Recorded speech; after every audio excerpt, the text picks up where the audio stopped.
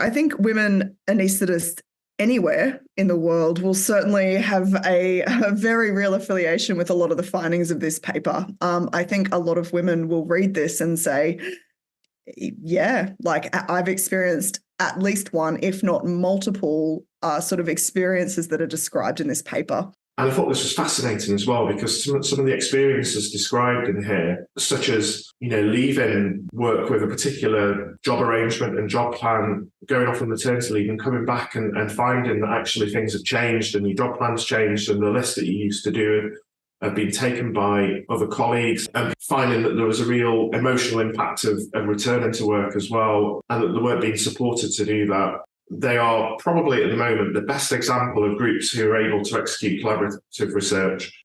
If you think about how difficult research is to conduct, even in a single centre, the fact that this group are able to collect data from so many different countries and so many different patients and to come out with really important answers is fascinating. This one's about postoperative cardiovascular complications. We've always thought that giving patients multimodal analgesia following, in the perioperative, postoperative period is of benefit, is something that would, work in favor of our patients. But essentially what this study seems to show is that, perioperative non-steroidal prescription use may be associated with continued opioid prescription claims like many, many, many, many months later, which I think a lot of anaesthetists would find quite disconcerting. Like we're all here to help our patients. And here we are with this study showing that perhaps multimodal analgesia, or certainly the use of non-steroidals, may in fact not be in the best interests of our patients. I'm not clear entirely yet that the benefit of stopping these drugs is outweighed by the risks, because if you think about the reasons why a lot of patients will be taking these drugs, it's for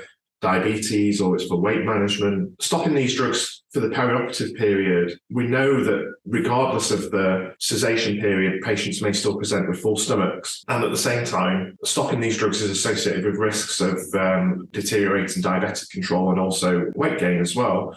Oh, everyone on X was piling on. It was neuromuscular blocking drugs all the way. So there was a lot of no way, Jose, and there's no chance we are going to use remifentanil for this purpose. I actually found the whole thing quite interesting because as a pediatric anaesthetist, we use remifentanil all the time.